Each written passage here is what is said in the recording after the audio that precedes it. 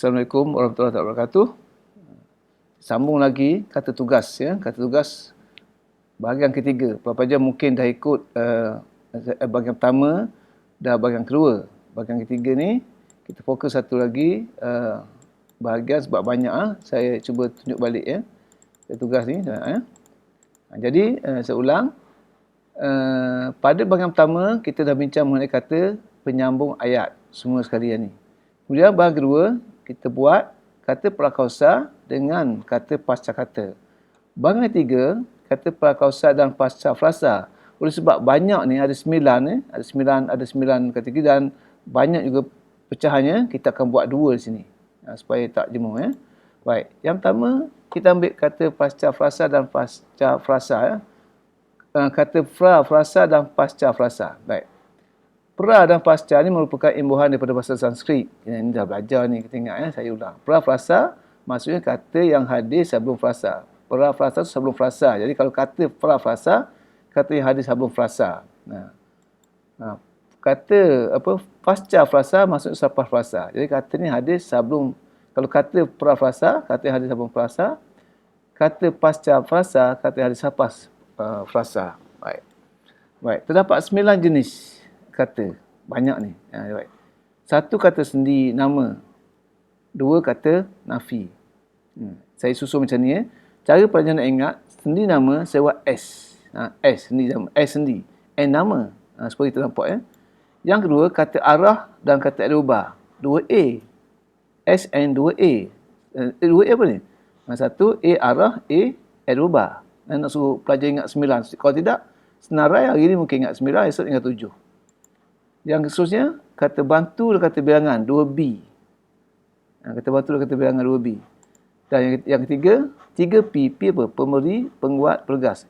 Saya susun macam ni supaya pelajar dapat ingat 9 jenis ni. Jadi kita buat apa? SN. S apa? Kalau buat macam ni, kita ingatlah. S, cubalah. S sendi kata nama. N kata nafi. Sendi nama nafi. 2A apa? Jangan tengok yang sini. 2A. 1 arah eroba. 2B, kata bantu bilangan. 3P, pemberi, penegas, penguat. Pelajar tengok ni. 2-3 kali memang boleh ingat lah. Sebab yang ni dah ada dalam kepala kita, hanya nak susun ni mungkin dia hilang tinggal 7, tinggal 8, tinggal 6 macam tu. Jadi, kita ingat SN2A, 2B, 3P. Jadi, saya beritahu pelajar supaya ingat apa dia? SN apa dia? S ni saya nak 2A, 2B, 3P. Tu boleh kata macam tu lah. Tak apa. Ni saja nak ingat je. Baik. Ada 9 kata pra-frasa dan pasca-frasa ni. Saya nak 2A, 2B, 3P. S ni sendi, N nak. 2A tu tengoklah. 2A berulang. A kata arah, B kata eroba. 2B ni kata bantu, kata bilangan. Dan 3P ni kata pemberi, penguat, penegas. Tu senang. Baik, tengok. Kata sendi ni banyak. Kita takkan nak buat semua sekali ni, memang banyak ya. Kita tengok beberapa yang mungkin selalu mengelirukan kita. Dan juga pengguna yang lain. Baik, ini satu. Perkaranya kecil je, mudah je. Kata senama di. Digunakan di hadapan kata nama atau frasa nama yang merujuk kepada tempat. Mudah je. Contohnya di rumah, di penjuru, di sana, di samping. Jadi, jangan fikirlah. Memang macam ni. Kalau di tempat, ni dua benda ni. Kata senama ni dua. Di rumah, dua benda. Mesti ditulis jarak dan tak ada sempang, tak ada apa-apa. Dua perkataan. Di rumah, di penjuru, di sana, di samping. Yang tanya pula di sana dekat atau jauh. Memang dua benda. Kata senama dua. Ejaan, jarakkan. Baik. Tidak boleh hadir. Satu lagi yang selalu orang guna apa? Tidak boleh hadir. Jadi kata senama tidak boleh hadir di hadapan kata nama atau frasa nama yang merujuk kepada masa. Masa atau waktu. Tak boleh hadir. Tapi ini selalu buatlah. Yang salah. Di musim, di saat, di era globalisasi. Salah. Guna pada. Tepat ni guna apa? Pada musim, pada saat, pada era. Kalau kita pegang macam ni, dia tak akan jadi tercemar, tak akan jadi keliru ya. Baik. Mengapa pengguna keliru tentang ejaan? Ada tanya, di dekat atau jauh? Sebab pelajar pengguna bukan pelajar yang orang tua akan keliru. Pengguna keliru sama ada dia tak faham, sama ada di kata senama ataupun imbuhan. Pengguna terkeliru dengan awalan di sebenarnya. Diminta, diwatakan, dibaik boleh disertakan. Sebenarnya sebab tu mungkin ada orang ajar sebab ni dua benda yang berlainan. Ini ialah awalan di. Awalan di ini ialah kata senama di. Dan macam mana? Sebab tu mungkin ada cikgu kata di dengan tempat, jauh, di dengan kata kerja, di dengan perbuatan dekat. Dia kata macam tu boleh ke? Sebenarnya kalau kita faham bahawa di kata senama di mesti jauh, ejaan ataupun awalan di mesti satukan macam ni. Macam ni disertakan, diwatakan dan sebagainya. Itu penting. Jadi kalau pelajar payah nak ingat, boleh pakai tu. Di dengan tempat jauh, di dengan bukan tempat ataupun di dengan perbuatan, di kata kerja, satukan. Kata senama di, kata senama dia di pejabat, di antara, di dengan tempat, tempat. Awalan di, diharap, diatasi, di dengan kata kerja. Kita boleh panjang tu. Jadi kalau kita pegang rumusan ini, dia tidak akan masalah. Tidak ada masalah untuk guna bahasa. Ya? Baik. Satu. Di. Yang kedua, dari dengan daripada. Dari menunjukkan tempat dan waktu. Daripada menunjukkan sumber, asal kejadian, perbandingan dan lain. Kalau susah sangat, kalau bukan tempat dan waktu, guna daripada. Pun boleh macam tu. Contohnya, kekeliruan berlaku bila? Tengok, ada yang buat macam ni. Sini saya ambil daripada buku jugalah. Pakaian mereka dibuat dari kulit kayu. Kita faham. Tapi salah apa? Kulit kayu ni sumber. Jadi, dia bukan, kalau senang lagi, kulit kayu bukan tempat. Bukan tempat. Jadi, kita guna daripada. Pakaian mereka dibuat daripada kulit kayu. Kalau kita faham bahawa kulit kayu ni adalah sumber. Jadi, kita guna daripada yang salah. Pekerja asing lebih mahir dari pergi tempatan. Salah. Sebab ni perbandingan. Tapi diguna, perbandingan sepatutnya daripada. Tapi diguna dari. Jadi, kalau susah nak hafal ni, banyak lagi ni, kita ingat. Kalau bukan tempat, kita guna daripada. Pemain import itu berasal daripada Brazil pula dah. Tempat ditukar daripada Brazil. Salah. Ini semua ni antara kekeliruan yang selalu dilakukan oleh pengguna. Kenderaan daripada barat tidak dibenarkan. Daripada ni dalam surat khabar. Kenderaan daripada barat tidak dibenarkan. Dari. Itu salah. Rosli baru pulang dari UPM. Betul, dari. Sebab UPM tempat. Baik. Satu lagi, Rosli mendapat ijazah daripada UPM. Tengok. Ini selalu. Kadang-kadang tengok UPM, tengok universiti ataupun tengok tempat ni sekolah, dia pun tengok sama. Tapi tak boleh. Rosli baru pulang dari UPM. Ini tempat. Dari. Rosli mendapat ijazah daripada UPM. Sumber pun daripada. Tengok keadaan. E dan F selalu keliru. Ya? Baik. Kata senama pada dan kepada pula. Pada digunakan pada tempat sesuatu perbuatan. Itu dilakukan. Ya? Digunakan pada tempat sesuatu perbuatan itu dilakukan. Gambar itu digantung pada ataupun di dinding biliknya. Mana betul? Ya. Maklumat itu tertulis pada ataupun di papan kenyataan. Kepada menunjukkan pecahan. Jadi mana betul ni? Ni. Jadi yang ni sebenarnya gambar itu digantung pada ataupun di. Digantung pada. Sebab digunakan pada tempat suatu perbuatan dilakukan. Baik, di pada. Tapi gambar yang buat di dinding. Di pada ya. Pada. Maklumat itu tertulis pada papan kenyataan, bukan di. Baik, ya. Kepada menunjukkan pecahan. Peserta itu akan dibahagikan pada 5 kumpulan selalu. Salah. Dibahagikan pada. Patut dibahagikan kepada sebab pecahan. Dibahagikan kepada 5 bahagian. Salah, ya. Baik. Jadi ini antara perkara yang saya nampak beberapa kekeliruan yang berlaku bila beri yang ni memang pelajar akan pilih di. Yang ni pun dia akan keliru pada ke kepada. Tengok pecahan. Dan contoh lain banyaklah untuk menunjukkan, untuk tengok benda ni, rujuklah contoh buku sebab lebih banyak. Saya tunjuk beberapa je. Kata senama hingga dan sampai. Boleh digunakan secara bertukar-ganti. Ini sama. Kami berada di lokasi itu hingga pagi. Kami berada di lokasi itu sampai pagi. Boleh. Dua-dua. Mereka belajar hingga lewat malam. Mereka belajar sampai lewat malam. Betul. Ini tak apa. Baik. Kata senama demi, untuk dan bagi. Kita tengok. Kata senama demi dan untuk menunjukkan tujuan. Dua-dua sama. Jadi tak boleh guna sekaligus. Kalau mereka buat, mereka berjuang demi untuk bangsa dan negara, salah. Sebab demi dan untuk satu benda saja. Satu ataupun maksud sama. Kalau dalam analisis kesalahan bahasa keluar macam ni, mereka berjuang demi untuk bangsa dan negara, pelajar harus ambil. Berjuang demi untuk bangsa ataupun demi untuk bangsa, salah. Ambil satu je, demi bangsa atau untuk bangsa. Sebab apa salah? Sebab menggunakan dua kata senama yang membawa maksud yang sama, tujuan. Itu dapat markah penuh. Menggunakan dua kata senama yang menunjukkan maksud yang sama, tujuan. Baik, sama. Baik, Alim menuntut ilmu demi untuk masa depan. Selalu macam ni, salah. Semua ayat salah ni. Jadi kita guna apa? Guna satu saja. Yang kedua, kata senama untuk dan bagi boleh bertukar ganti untuk menunjukkan kegunaan ataupun untuk menunjukkan kegunaan untuk sesuatu. Contohnya, bilik bacaan untuk pelajar sedang diperbesar ataupun bilik bacaan bagi pelajar sedang diperbesar. Okey. Derma untuk masa banjir sedang dipungut. Derma bagi masa banjir sedang dipungut. Kalau macam ni, kita boleh guna sama ada untuk atau bagi. Dia boleh bertukar ganti, tidak ada masalah. Kalau pelajar kurang faham, cuba tengok contoh-contoh lain, memang dapatlah. Saya tunjuk ya. Baik. Kata nama untuk dan bagi tidak boleh bertukar ganti. Dalam keadaan tertentu tak boleh. Yang ni dia bertukar ganti. Sebab apa? Merujuk pada apa? Maksudnya apa? Menunjukkan kegunaan untuk suatu. Macam ni. Bila bacaan tu digunakan untuk pelajar. Derma itu untuk guna masa banjir. Boleh macam tu. Tapi kalau untuk menyatakan masuk bahagian atau diperuntukkan, masuk bahagian. Surat tawar itu untuk Ahmad. Tak boleh kata surat tawar itu bagi Ahmad sebab dia apa ni? Dia apa? Dia menyatakan bahagian ataupun diperuntukkan kepada Ahmad. Mana surat tawar itu untuk Ahmad, bukan bagi Ahmad. Tak boleh macam ni. Uniform baru itu untuk ahli pangkat. Diperuntukkan kepada ahli pangkat. Tak boleh buat ayat, uniform baru itu bagi ahli pangkat. Tak boleh. Jadi tengok. Ini selalu ada soalan yang boleh memerangkap pelajar. Jadi saya tunjuk dulu, kalau kurang faham, boleh tengok balik ataupun tengok contoh dalam buku banyak. Sebab ini banyak, nak beri contoh banyak, tak boleh. Kata sama tentang mengenai dan terhadap.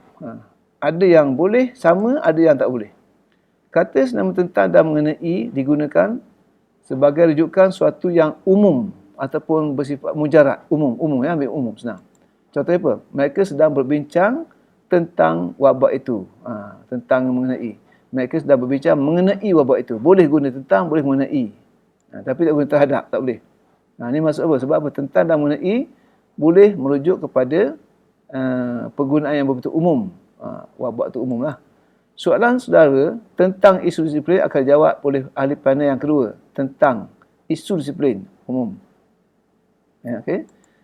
Kalau terhadap pula, kata senama terhadap digunakan sebagai rujukan yang melibatkan penyambut yang tentu. Kalau manusia, haiwan atau benda, kita guna terhadap. Jadi kalau bukan manusia ni, tentang. Itu cuba tengok ya. Itu secara umum ya. Ketua perlu bersikap adil terhadap anak buahnya. Anak buah ni manusia, kan? Manusia kita guna apa? Terhadap. Tak boleh kata ketua perlu bersikap adil tentang anak buahnya. Tak boleh. Tentang benda yang bukan senam macam ni lah. Ni macam terhadap ni secara umum dulu ya. Manusia, haiwan atau benda. Jadi kalau bukan macam ni yang betul umum ataupun menjarak, dia guna tentang atau mengenai. Terhadap untuk macam ni. Baik. Sikap ni yang penyayang terhadap binatang dipuji. Ni terhadap anak buah, manusia, binatang, haiwan dipuji. Permintaan terhadap bahan mentah itu menikaan. Macam bahan mentah pun benda yang masuk kategori benda. Bukan perkara yang umum ataupun mujarad tadi. Itu beza. Jadi saya tunjuk dulu ni. Tengok apa beza. Macam nak beza dua ni. Sebab mungkin soalan boleh buat apa? Bila satu ayat yang menggunakan kata nama tentang dan satu lagi ayat tentang apa? Satu ayat yang menggunakan kata nama terhadap. Dah pening kepala pelajar. Jadi tengok. Bila bahasa kita tentang, bila terhadap. Memang boleh tanya macam tu. Baik. Akan digunakan di hadapan kata nama atau prasama dengan kata adjektif yang bersifat emotif perasaan. Kita guna akan. Contohnya, Fatimah amat rindu akan anaknya. Jadi yang rindu ni perasaan, emotif. Kita mesti sayang akan bahasa kebangsaan. Okey, emotif. Pengguna terkeliru dengan akhiran kan. Ni akhiran kan. Baik, ni kalau kata adjektif perasaan baru kita guna akan. Jadi baik, ni ada. Senjata itu telah saya serahkan kepada polis. Serahkan. Jadi ini bukan, serah ni bukan kata bersifat emotif. Serahkan. Bukan kata adjektif, serah kata kerja. Kata kerja. Bila itu akan kami bersihkan petang nanti. Kalau kata kerja, kita guna akhiran kan. Kalau kata adjektif macam ni, bersifat emotif, kita guna akan. Itu formula penting. Betul penting. Saya ulang. Kalau kata adjektif emotif, kata adjektif perasaan, kita guna kata senama akan. Kalau kata kerja, serahkan, bersihkan, marah, bukan marah tak boleh. Serahkan, bersihkan, tebangkan kata kerja itu, dia bukan, kita guna apa? Akhir akan, bukan kata senama akan. Akan di sini. Ini akhir akan. Kesedapannya, tengok kesedapan. Kerana marahkan nyamuk, kelambu dibakarnya. Bukan marahkan, kerana marah akan nyamuk. Sebab marah kata, ni, emotif, perasaan. Kita sanggup membantu akal orang tua itu. Membantu tak boleh. Membantu orang tua itu sebab tak payah gunakan lah. Membantu orang tua itu. Bukan membantu akal orang tua itu. Itu antara beberapa kesedapan yang kita lupa. Dalam dan antara, kata senama. Digunakan di depan kata nama atau frasa nama tentang perkara, peristiwa, hal, masyarakat dan lain-lain. Kita harus bertutur dalam bahasa Melayu. Dalam. Ada antara peserta itu yang cekap berbahasa Melayu. Antara. Antara perkara yang dibincangkan termasuklah tentang soal keuangan atau antara sipil misalnya, tak apa, sambunglah. Tahniah atas pelantikan saudara sebagai ketua pelajar. Keliru dengan kata nama di dalam. Saya nak beritahu bahawa yang ni jelas. Kata senama dalam, antara. Tapi pelajar atau pengguna, dia tak dapat beza ni, ditambah ni. Dalam, ditambah di antara. Jadi, ditambah di atas. Jadi, dia tak faham. Bahawa di dalam, di antara, atas ni. Dalam, antara dan atas ni merupakan kata arah. Sebab kita ada kata senama sini. Kata arah kita akan belajar nanti. Okey, baik. Jadi, semua pelajar berkumpul di dalam dewan. Kita bukan di dalam, tapi tengok lain. Ini dalam lain. Sebenarnya kalau kita tengok, di dalam ni ada ruang. Di antara pun tempat. Di atas pun, ya, di atas tempat lah. Kalau ada di, biasanya tempat. Senang saja. Rumahnya terletak di antara masjid dan sekolah. Memang tempat. Di itu merujuk bertempat. Sarang burung tempur itu di atas pokok buluh. Baik. Kalau kita buat tahniah, kenapa kita buat tahniah di atas pelantikan? Salah lah. Ni tengok, selalu kita tengok.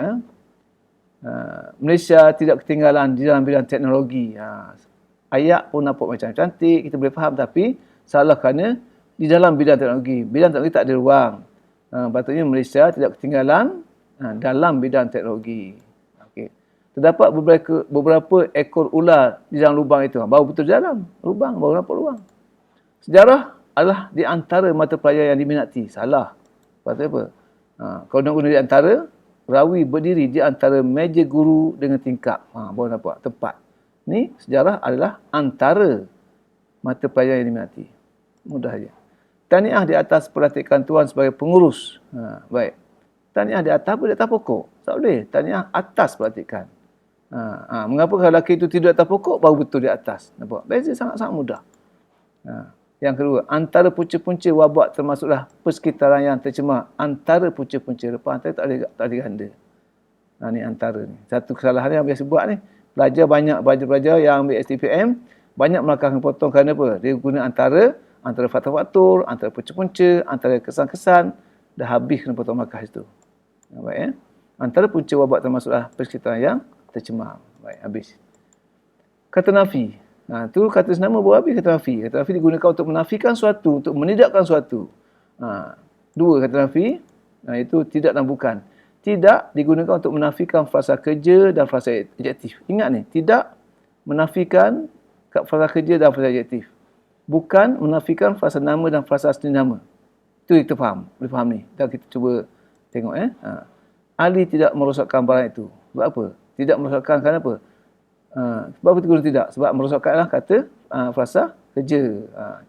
Ali bukan merosakkan, tak boleh.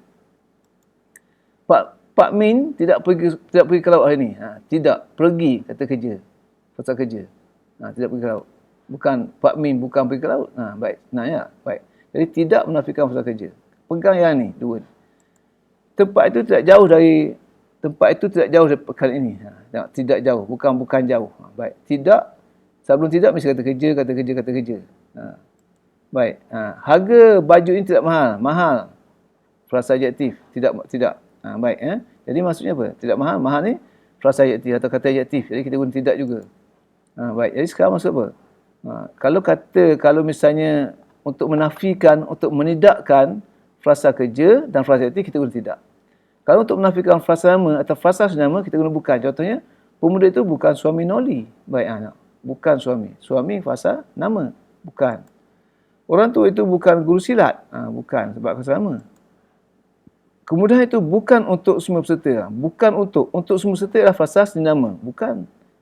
Tak boleh buat ayat. Kemudahan itu tidak untuk semua peserta. Bukan. Baik.